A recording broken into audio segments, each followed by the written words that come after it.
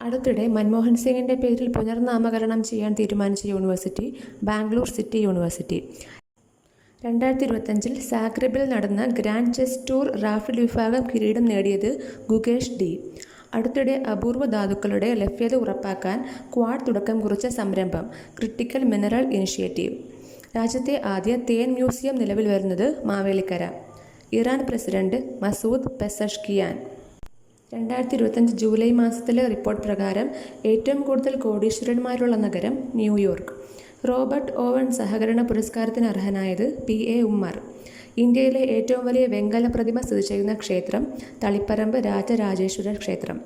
Kerala cricket league താരലേലത്തിൽ ഏറ്റവും വിലയേറിയ താരം എന്ന നേട്ടം സ്വന്തമാക്കിയ താരം സഞ്ജു സാംസൺ. നാവികസേനയിൽ യുദ്ധവിമാന പൈലറ്റാകാൻ പരിശീലനം നേടിയ ആദ്യ വനിത ആസ്ത പുനിയ.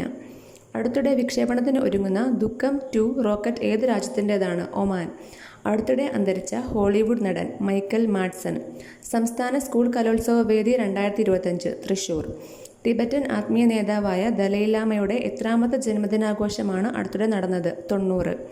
കേരളത്തിലെ ഏറ്റവും മികച്ച അർബൻ ബാങ്കിനുള്ള പുരസ്കാരത്തിന് 2ാം തവണയും അർഹമായ bank Tripunithura people's urban cooperative bank.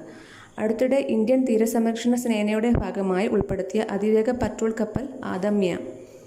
മുജീബ്സ് blunders എന്ന പുസ്തകം എഴുതിയത് മനാഷ് ഘോഷ്.